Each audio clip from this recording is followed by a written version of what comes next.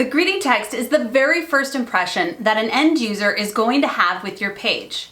When a non-subscriber messages your page for the first time, this is the message that they're going to see.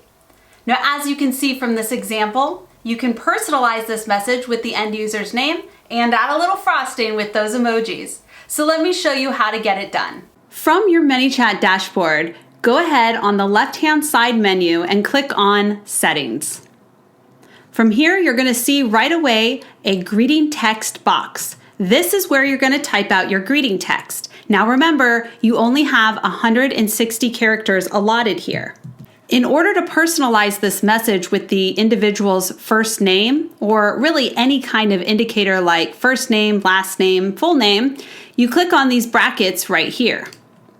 First name, last name, full name. In this case, I chose first name. Then I wanted to add a little frosting to Mary's greeting text, so I added a couple of emojis to strengthen the call to action of get started.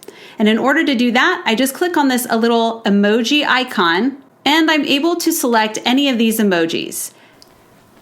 Click here to preview your greeting text.